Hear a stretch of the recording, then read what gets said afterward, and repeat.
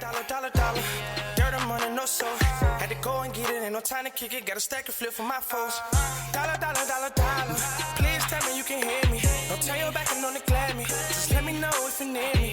Dollar. Let me watch out for my partners. Keep my money long, get my team strong. Let me run away from my problems. Yep, what's good, original crew, man? We're back. Hey, man, we're back on the channel with another body cam. Body cam.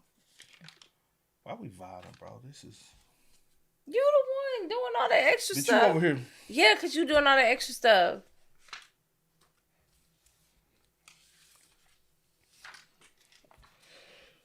See how much you gonna do that after you hear this title. Daughters lead police to mother's dead body.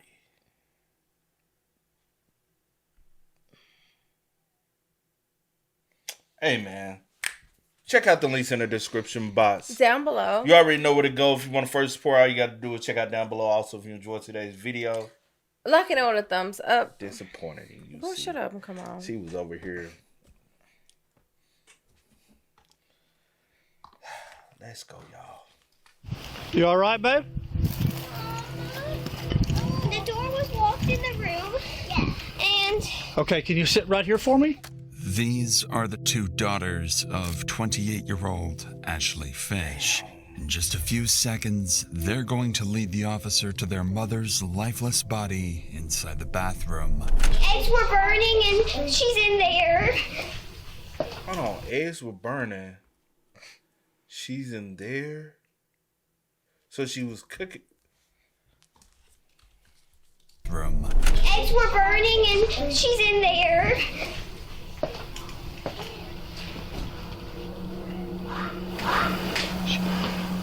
And as the oldest daughter bravely guides her siblings to safety, police are still unsure whether this was self-inflicted or if there's a killer on the loose. But they'd eventually discover that Ashley's killer is closer to home than anybody expected, pulling investigators into one of the most tragic domestic dispute cases the state of Louisiana has ever seen. Is she alive? No, she's not. They're young? Yeah, he done a number on her, that's for sure. I wanted him to leave. Get out there. Leave the girls alone. I said I'd just shoot you. I don't even know. We've created a GoFundMe for these children, starting with a $10,000 donation of our own. If you'd like to help, more details are in the description. On a quiet April evening in the small city of DeRidder, Louisiana, police receive a terrifying 911 call. But what would shock the dispatcher is the eerie calmness of the caller. 911, where's your emergency? Hi, I need to report a crime. Hey, what's the address? 265 Northridge Drive, in DeRidder, Louisiana. Stay on the line while I get DeRidder. Please hold with us. Thank you. At this moment, the caller hangs up, leaving officers worried he might be in immediate danger. Officer Josh Stanford rushes to the reported address, unaware that he's only moments away from discovering a scene more disturbing than he could ever imagine.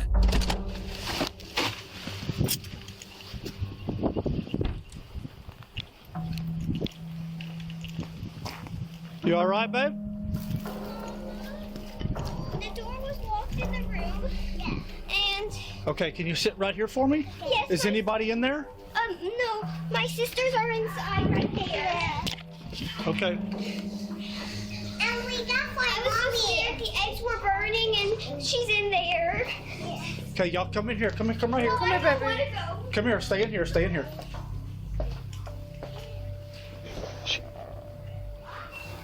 254 City. The woman has a single bullet wound to the right side of her head and appears to have been dead for some time. Yet the male caller is nowhere to be found. But then the officer remembers there are still 4 young girls nearby who have just lost their mother. Come here! Come here! Come help me! Come help me. Do you know these children? Yes, they're our neighbors. Okay. Yeah, like Maddie. You got parents here? Yes. Huh? Can you take them to a secure place for me? Was there anybody else here, baby? I don't think so. I don't know. In an unimaginable act of courage, the eldest daughter guides her younger siblings to safety, leading them to the neighbor's house. The neighbor bravely takes in the 4 traumatized children, who would later turn out to be instrumental to the investigation. Officers head back inside to try to locate the caller, completely unaware that he's the one who pulled the trigger. Is there one victim or 2? I'm at Northbridge. City, do I have one victim or 2? No. So we need to clear the rest of the house. I'm under the impression there was a male here too. Okay. So clear the rest of the house. City police! Hey, city police! Go right. Police department! Quick! See, when Gladys was on the phone with him, I was under the impression there was a male subject that had been shot. Look out in the backyard. Check the backyard. Check that out. What's that? I smell. The eggs were burning. Are they cook? Oh, okay. Where's she at? She's in that bathroom. Oh, hell. Everything else cleared? Everything else is clear. Officers find no one else inside, leaving them still in the dark about who the caller really is. They'd further look into the victim's injuries and quickly realize there was almost no imminent struggle, leaving officers questioning whether the injuries may have been self-inflicted. But before anything else, they still need to identify the victim, and this is when the officer would make a devastating discovery, one that would turn this into a far more personal case. I didn't want to wait till you got here before I started trying to find an ID or anything. Let me. Hey, you want me to turn the stove off? Yes.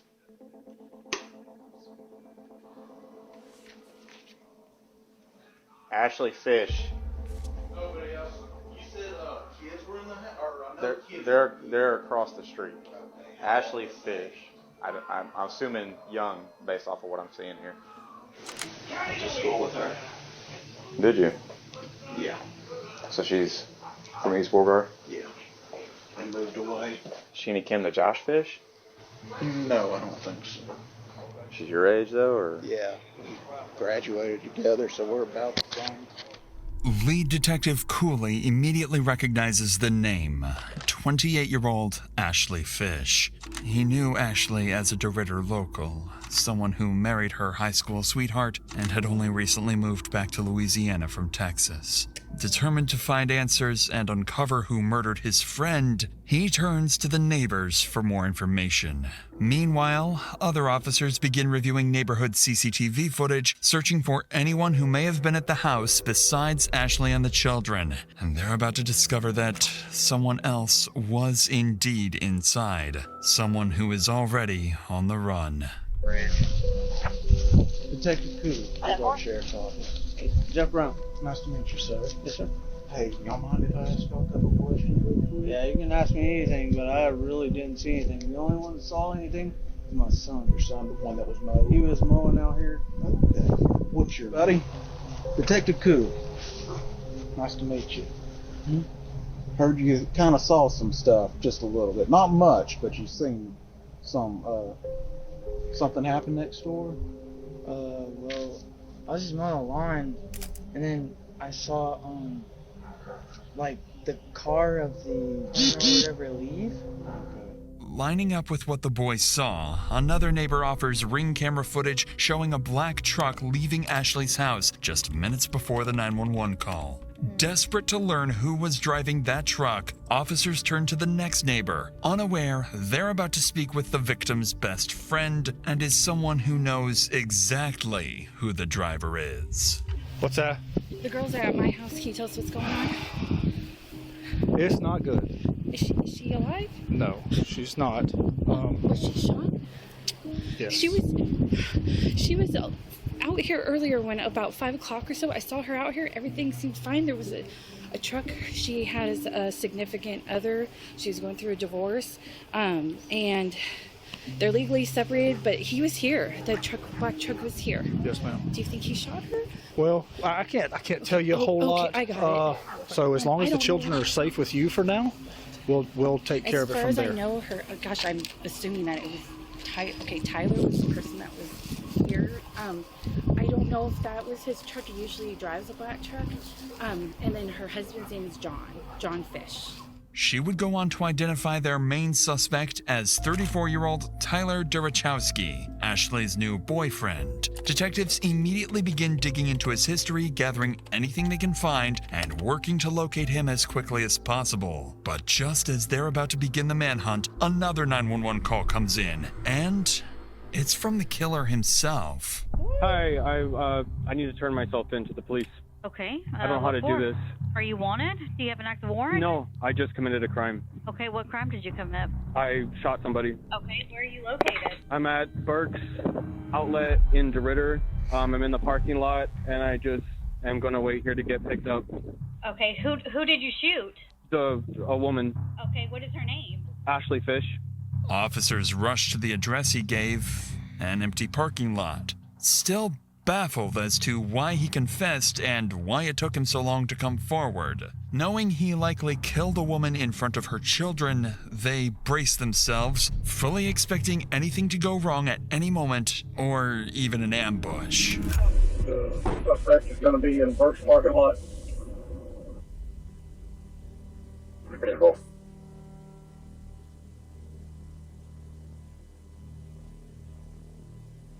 Okay, so the easiest way to do this is sit down on your butt and just turn your legs in, okay? 10-4. Understood. I'm good if y'all want to go assist me. Are you out with that subject at first? With the main suspect arrested, officers have no idea the investigation is moments away from taking another unexpected turn. When they search his vehicle, they find no weapons, but they do find multiple prescription drugs, vials of testosterone, and syringes. To their surprise, Tyler seems unusually calm for someone who just took a life, and it would quickly become obvious that this calm, controlled demeanor is part of a plan to get away with murder. If you're still comfortable talking to me, can you tell me a little bit about what happened out there? This woman and I got in an altercation last night. Things were kind of falling out between the two of us, just relationally, and I was getting ready to move back to Oregon. So she pulled out, she had a gun in her drawer. She loaded it and was pointing it at me, and we started fighting, and it went off. Tyler that shows no. And who was cooking the eggs? Because the stove was still on, but the eggs was. The daughter said the eggs were burning, but they're not burnt. Because I looked at the stove when he was like, "Want me to turn it off?" Wasn't no smoke in the house or anything. So it had just recently happened. Yeah. I don't see a struggle or altercation. There's no. Nothing looks like out of normal. Out of play. Yeah. Well, I don't know how it normally is, but it doesn't look like a struggle. Yeah. Occurred. And I know it's hard, but I'm sure the oldest daughter could be able to answer some questions. Hey, did you hear anything? Did you hear any commotion or anything? But right now probably won't be the best time. Yeah. Insists he shot Ashley in self-defense after she pulled the pistol on him, immediately complicating the investigation. Once he's brought into the station, officers relay this information to the team at the scene, who would begin searching for anything that might support his claim. And unexpectedly, they do find one piece of evidence in Tyler's favor: the murder weapon itself. Here's what I've got right now. I know you got a lot of information coming in. Cameron has got the suspect, Tyler Grabowski, over at Park Terrace. He gave himself up without any problems. And he told y'all that he did it. Yeah. You see the hair in it. I've called in the serial number. It's going to be a Smith & Wesson. She been here for a minute? If I had to guess, I mean, because she's still having some coming out of the wound. She's still pretty warm. And if I had to guess, I'd say it's been between 45 minutes and an hour and 20. Was that sitting right there? Yes. All right. So once they run the strip, we'll be back out and we'll get a search warrant. Is that a 40 caliber? Detectives still find no evidence of a struggle, but they do discover something unexpected. After running the gun's serial number, it comes back not to Tyler, but to Ashley herself, meaning his version of events may not be entirely false. And with that, investigators begin to grasp just how little physical evidence actually ties Tyler to the shooting. They then finish processing the scene, send Ashley's body for autopsy, and her phone for forensic examiners to be unlocked. Shortly afterwards, the grandparents arrive at the scene to pick up the 4 traumatized children into their care. It's at this point that it becomes clear. The oldest daughter witnessed something she will wish she never had. I've got some grapes and some strawberries. Yummy. Yummy. Are y'all hungry? The one you want to talk to is Riley. Yeah, she supposedly told my wife that she saw something and she didn't want to talk about it. I know. Hey, my babies. Hey. Pop off. Bye-bye. Hey, baby. Here, I'm going to pick you up. Bye, Alexis. This brings a small sense of relief to the officers, knowing the children are finally away from the horrors inside. But now comes the most difficult part. Calling Ashley's ex-husband, John, and informing him that she is dead. Lead Detective Cooley asks John to come to the station for questioning as soon as possible. And while Tyler anxiously waits for his chance to speak, detectives make a deliberate decision to start with John instead. But the longer Tyler waits, the more agitated he becomes. And by the time they will finally sit down with him, he will snap. I've never had someone do that to me. I've never had someone get that mad at me that they load a weapon. 1 hour after Ashley's deceased body was discovered, John arrives at the station. John explains that he and Ashley were together for over a decade. They had their first child young and went on to raise 4 beautiful daughters. For the detective, one question matters most. What does John think of Tyler?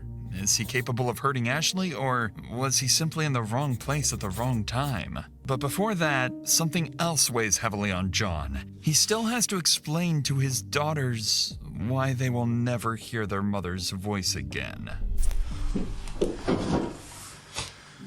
I just want to let them know that she's no longer with us. Mom's no longer with us, you know. She's an angel now. Yeah. The 6-year-old and 4-year-old, they don't really know. They're kind of like, oh, she's an angel. They're going to talk a little bit about it, and they're more concerned about how she's flying and everything, you know. Right. I don't know what she's seen or not, but that's got me real bent out of shape, you know. On that devastating note, the detective would shift the conversation to the final moments leading up to Ashley's death. Tragically, Ashley seemed to sense that Tyler might harm her, and just moments before she died, she would make her final cry for help. When I see that, he's calling, what runs through my head is great. We got some bull crap. We got some bull crap. They're in some kind of argument, and they're trying to drag me into this, and I don't want to be part of y'all's drama. I don't want to be part of y'all's drama. Nothing in the past has ever felt like there was anybody in danger. Talking to my kids, kids never tell me anything's going bad around the house, so I'm not really feeling too in it. And through all this time, you know, I text back, I'm not trying to get in y'all's drama. That's when she texts, he won't leave, I know. As soon as I got that, when I actually looked and seen that he's not leaving, I called. And she's like, hello.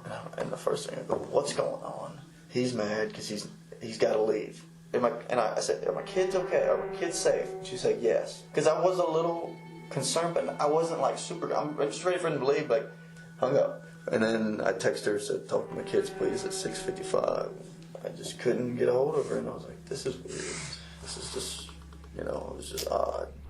This is the moment. At 6:55 p.m., John lost all contact with Ashley, and with it, the hope of ever rebuilding a future with her. Shortly thereafter, Detective Cooley wraps up his interview with John, who has made one thing clear. Ashley was a loving mother, incapable of harming anyone, and she deserves justice. Still not ready to begin Tyler's interrogation, fully aware that physical evidence against him is alarmingly weak, the detective instead brings in Ashley's other relatives to give their statements, hoping to better understand Tyler's character and whether he truly is a cold-blooded murderer. And it doesn't take long for one thing to become clear.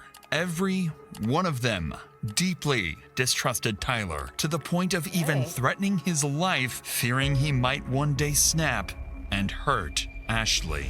You know, I did threaten him. You know, I wanted him to leave. Get out there, leave the girls alone. You know, I said I'd just shoot you, you know, but I didn't, you know. And I went home, and my wife and my daughter, you know, they talked some sense into, you know, but I mean, thoughts crossed my mind hundreds of times now, you know. If I'd have carried that out, I know it's bad, but they'd had the mama. He's there, and he comes out, and I think he shook my hand, and I'm like, you know, hey Tyler, nice to meet you and whatnot. And he just goes straight in the door and picks up Ashley's guitar and goes and hikes his leg up on the damn trampoline and starts looking at the moon and playing guitar. And I'm like, Ashley, what in the f*** is he doing? Can we just go inside? I don't want to hear this prick playing or something. You know, just something. He stops and he come over there to pull us apart. And I just rear back and punched him in the side of the head. And I had told her, he needs to go. You know, you need to get this done and get it done. Get him on the road. You know, the last couple of weeks she told me she had made her decision. He did have to go. And this time it was for good. She said, I will be alone. And then this other guy, and I talked with my wife about it. I said, I don't understand why somebody that supposedly has got their living already set, you know, they ain't even got to work for a living to start seeing somebody that has 4 kids. He has no kids. I said, the only thing I can think of is maybe he's a damn I said, that sounds suspicious to me, you know? Yes.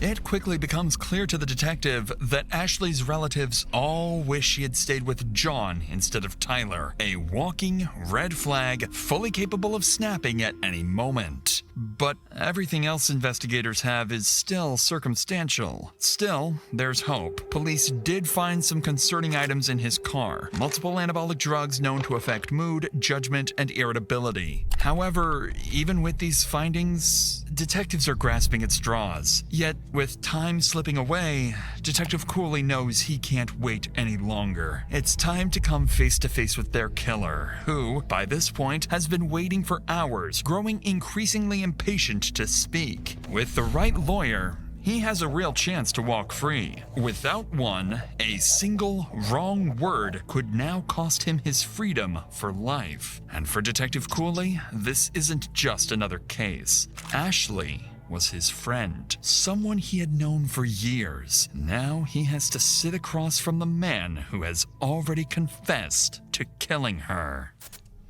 Okay, if I record, it's just help me keep everything in track, so. My biggest thing is I want to know who you are, because that's very important. We need to know who Ashley is. That's very important. It's not just the events of what happened tonight. It's the whole totality of the history with you guys, because that's going to help best explain everything that led up to where we're at. I'm gonna tell you that you remember the saying, "The truth will set you free." The truth will set you free in here. It's up to you. I can't make you. I would love to know. We would all love to know, just for the sake of you, and for the sake of Ashley, obviously. I mean, I feel like giving a statement just because I'm here. I don't know how long we wait for a lawyer to get here or whatever, but I just wanted to talk about what happened, tonight, so I don't know if that's, I think it's important, because right now we've got, obviously, I think I need to tell what happened. I left about 6 p.m., a little around 6 p.m. I'm not even quite sure when it was when I called the actual police department or called 911. What I had left it as, there were 4 children in the house and a woman. From the outset, detectives suspect Tyler has a plan, and that turning himself in may have been his first step in trying to appear more innocent. And as the interrogation unfolds, that plan becomes crystal clear. Everything that happened that night was, according to him, Ashley's fault. The woman and I had an altercation with a loaded weapon, and she has a bullet in her head. Never initiated violent contact on her like that. I'm not the one that pulled the gun. I don't have the gun. I don't want the gun. I don't want to in disputes with a gun. No intention to shoot Ashley. No. I've never had. I don't want to take a mother away from her 4 kids. That's not my thing. I close the door. I lock that bedroom door to the bedroom so the kids don't go in there. I had emptied out the gun. It was empty, and I left it there, and I went out, I didn't know what the fuck to do. I'm sorry, I wasn't perfect. The kids were there. There's a 9-year-old there that's really responsible and was watching the kids. The neighbors were outside across the street, or I had seen neighbors outside at one point across the street. I felt like I just needed to go and be like, this just happened. So I drove to the parking lot down the street and just called 911. In Tyler's own words, the shooting was merely an altercation. But what stands out even more is how he refers to Ashley only as a woman, never as his partner or ex. Up until this point, Tyler has not shown any emotion when talking about Ashley, but detectives can sense something beneath the surface. Tyler avoids eye contact. He rambles, fidgets, and appears restless, almost like he's on the verge of a breakdown. And the moment detectives ask about Ashley's children, Tyler would finally crack. And she's got how many kids? 4 kids. 4. That's what That's yes. what I was told. Yes. Okay. Do you know their names and ages? Yes. Yeah. Emma's 2. Josie's 4. Lexi is 6, and Riley is 9. Okay. Were they all at the house tonight? Yes. Okay. This is the first real emotion detectives have seen, but they needed to determine whether this is genuine guilt, a calculated tactic, or emotional instability tied to his anabolic substance abuse. Aware that Tyler could shut down the interview at any moment, Detective Cooley grows more cautious, so he starts carefully probing Tyler about any problems in his relationship with Ashley, and this is when Tyler would slip up. I was married for 5 years, and I felt like a man of honor, and I had a ring on, and I was proud of it. I was proud to be married. I was proud to be a good husband, and I fell into this weird relationship that I never wanted, to be in. I've never wanted to be a part of, and I just went down this road that I just kind of felt like I could never escape from. It was like drowning in it, So I'm just like I was able to divorce in Oregon, it went through in just a couple months, and it was finalized and it was done. Her thing has been a year. Right. It takes a year for them to do the separation process and everything, and so we've just been kind of in that whirlwind of back and forth with everything and stuff, and I've thought about leaving multiple times. I've wanted to leave multiple times just because it's kind of too much to just take, being like, am I taking this man away from 4 kids, like his 4 kids, whatever. I just have felt I felt a lot of guilt in my life in this relationship. According to Tyler, he felt guilty and was planning to walk away from the relationship. But detectives already know this isn't true. Ashley's ex-husband has already shown investigators messages in which she repeatedly complained that Tyler refused to leave. Additionally, detectives uncovered love letters exchanged between Tyler and his ex-wife, proof he wasn't trapped at all. To my love, by the time you see this letter, you're miles away from me. Don't be mad. I hid one last love letter in your things. You defeated the world to get to me. I'm never going to forget about you. Don't forget about me. I hope you're ready for when we meet again. It's clear to the detectives that Tyler left his marriage by choice and could have gone back at any moment. So Detective Cooley would push further into the dynamics of their relationship, asking whether things had ever turned abusive. It's at this moment that Tyler's mask would slip, revealing a deep insecurity about his masculinity and a resentment towards Ashley he could no longer hide. Has it ever become physical? Has she ever hit you, struck you, kicked you, slapped you? Slapped. A couple times, just kind of slap with things, shoes or something like that. She's hit me with shoes and stuff. Out of anger? Frustration, yeah. She hit you hard? I mean, just I don't want to sound like a she just slapped me with her slippers. We're talking about it's kind of like that across when she was mad about something. Okay. So, the way I picture is if my wife's agitated with me or aggravated with me, she pops me with something. Yeah. Are we saying something like that, or are we saying she aggressively No, pops you with something. I'm saying middle ground of that, just kind of pissed about something, but just that's how she's reacting to it. But she wasn't overly I'd never seen a level of aggression to this point with the gun. I don't know where that came from. I have no idea. I've never seen her do anything, pull any shit like that ever. I didn't even know she could. But now, Tyler would inadvertently reveal something far more disturbing about himself. As part of their custody agreement, Ashley wasn't allowed to have anyone stay overnight, including Tyler, a rule he knew very well. And as soon as their relationship began to fall apart, Tyler's first instinct was to expose that violation to her ex-husband, knowing full well it would cost Ashley custody of her children. And so our relationship was really falling out here, and I threatened to tell him the truth when I was getting ready to leave. I was going to call her husband and be like, Why? Why though? You don't have to just leave, but you want to hurt her by having her. And why would you want to hurt her when you still have feelings for your ex that you walked away from? But you was about to go back to. That's the reason why he said he was about to go back to Oregon. So why hurt her instead of just leaving? And because to be honest, the relationship probably had been rocky, right? She probably has been. She probably was dealing with the fact that should I let him go? Should I try to work it out?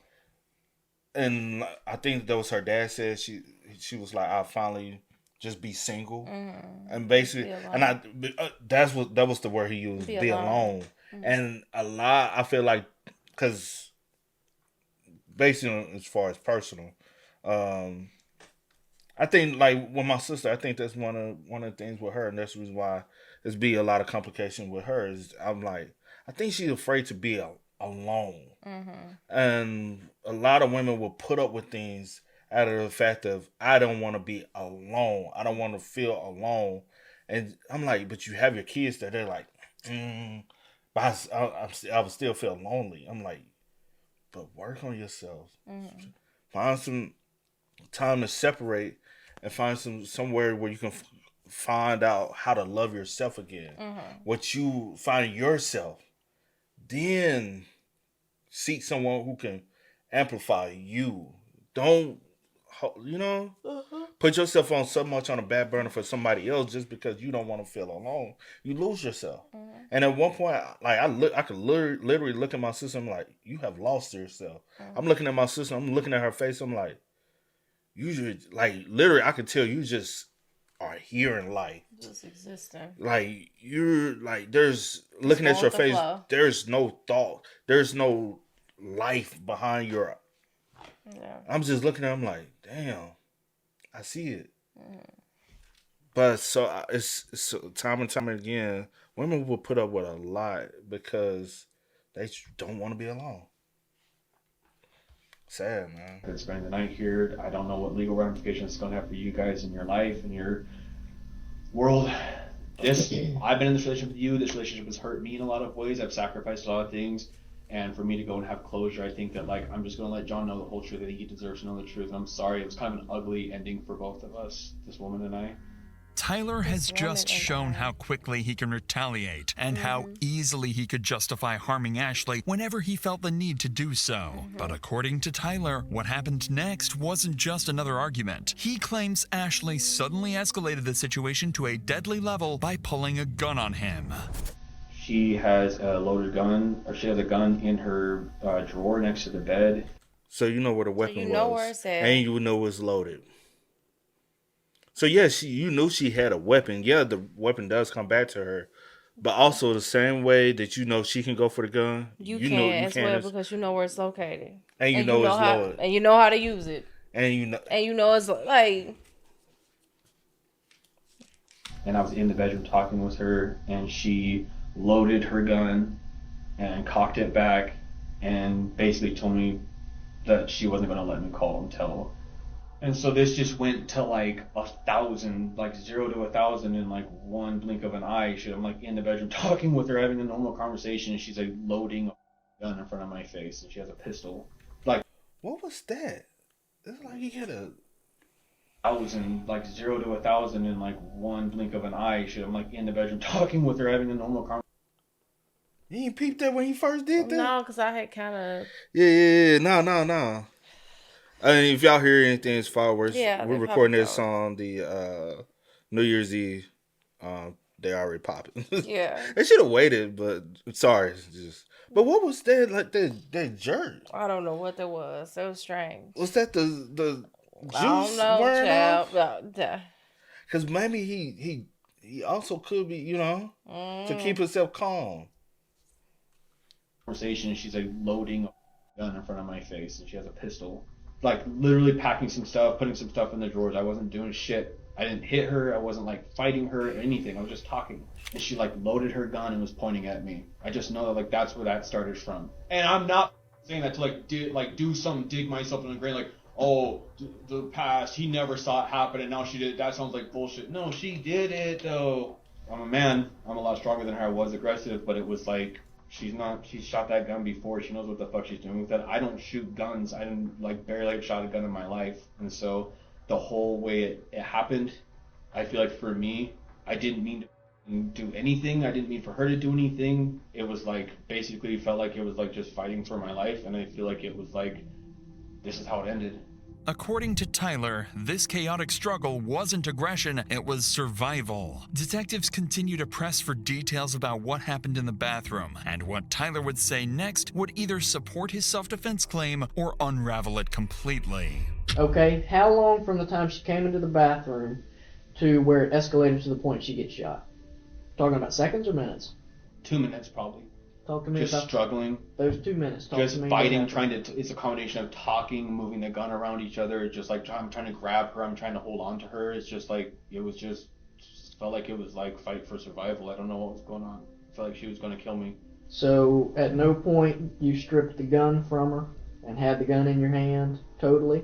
Not until it was over. Not until she was on the ground. Were you on top? Was she on top? Behind. You were behind, like kind of in like this, like kind of trying to do like a chokehold shit thing or something. She was like trying to get the gun to me, so it was just in our general facial areas. Okay.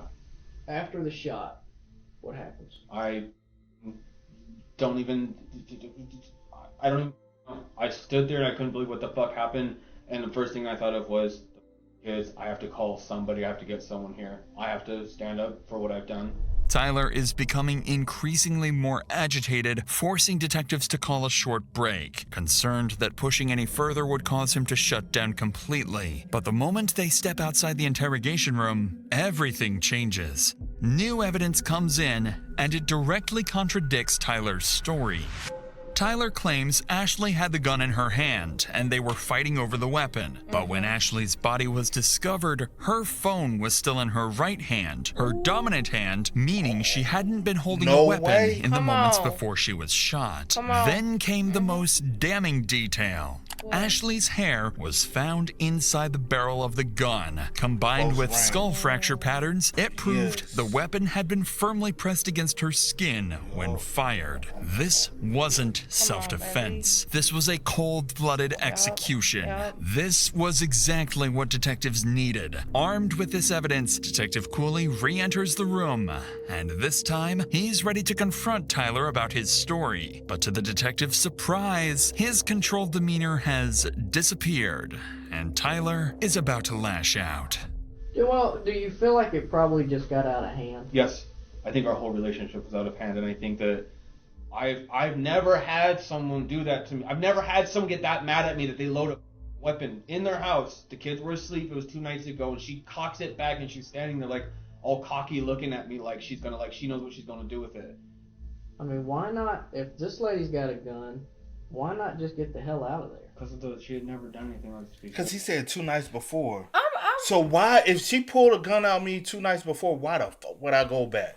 Wait, I was like, am I tripping? Like, what day is this interview? Like, I'm No. Yeah, I'm like, did I hear that correctly? You know, I be hearing stuff. That don't make sense, bro. The other night, 2 nights ago, I don't even know why I let that go. I should have left the house. I guess, is it fair to say I was afraid for my life though? Yes. Is that fair to say that? I mean, I feel like the cop out there was like, you're a big dude, and I feel like it's not fair if it's like, you look like you could handle yourself. You could have just punched her in the face or kicked her or something or done something. And I'm like, I don't know, man. One bullet goes off and you're fucked. So I just felt like it was like, for me, it's not about that. That's right. It's about it was a fight for literally like, I don't know what the fuck she's gonna do. She threatened me the night, so now I'm just like, I don't even know. It just feels like it was an accident. I didn't try to murder anybody. I didn't try to kill anyone. I don't know how, I don't know what happened. I don't know. I worked in the medical field and I know that it's not good. I know that. Tyler's words no longer sound like the frustration of a man defending himself. They sound like hostility towards someone he blames for everything that happened. But this is when Tyler would start to realize he isn't coming across the way he hoped. And when detectives press a little harder, they're about to make their biggest mistake, pushing Tyler to shut down completely. We're still missing some things that I feel that you're kind of rushing through, and I think it. Processing today. I just want to feel like I'm like someone's like on like kind of listen like on my side. On your side, right? No, but I'm not trying to. I get what you're saying. I know. I've seen this in the movies. I know what I'm trying to do. Like it's like the more I tell now, it's like the better it looks. Like the more I just tell now, it's like. But I'm getting to that place where it's like we're at like the heart of everything that happened. I'm trying to be really careful with like. If I fuck up or if I say something stupid, I don't know what, the more I talk, I feel like the more it's like gonna look like, oh man, dude, I'm trying to explain the best I can of what happened. Right now, the whole world, if they know what just happened, is probably like, that guy's a piece of shit. So I'm like, feel really alone where I like don't have anyone. My family's not here, no one's here. I understand that Ashley's not here either, and I'm trying to process that shit right now.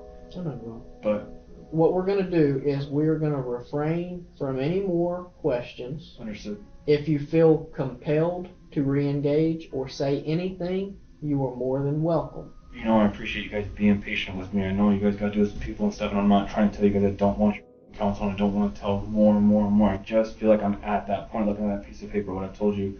I want to be able to tell someone that's like, I'm kind of like sitting here going like, I hear what you're saying, maybe don't say anything, maybe some counsel. I know you guys are counseling me right now and I'm appreciating it, but I need someone else that just feels like it's like, does this, man. It's at this point that Tyler refuses to answer any more questions until his lawyer arrives. But with the evidence stacked against him, Tyler would ultimately be charged with second-degree murder and 4 counts of child abandonment. He would go to trial maintaining that he acted in self-defense, but the state's case would be overwhelming. Tyler would be found guilty on all charges and sentenced to life in prison with no chance of parole. Thank you for watching and supporting our team. To help the 4 children affected by this tragic case, we've set up a GoFundMe and began with a $10,000 donation from the Dr. Insanity team. The funds will primarily go towards therapy and educational expenses, helping give these children the best possible chance despite what they've been through.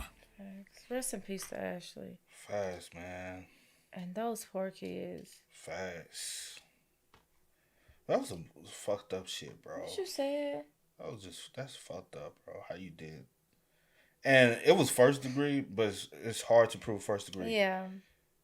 I was thinking the same thing. Because she had the phone in her hand. There's no way she had the gun. She's right hand dominant. She had the phone like this. Unless she had the gun in her left hand. But there's too much of having to switch over here and all. No. You snuck that gun. You snuck and got that gun. Or you forced her in that room. You saw her trying to communicate with her ex-husband, child's father, and you executed her right there. Yeah.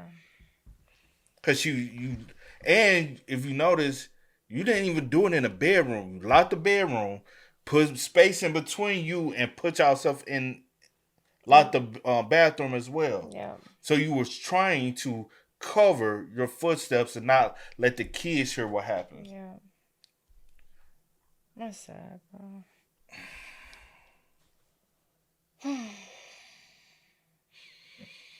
Hey, man, y'all spell us up, man. That's sad, bro. It's just too much, man. Let us know y'all thoughts about it for us in the comments down below, man. But until next time, y'all know how it go, man. I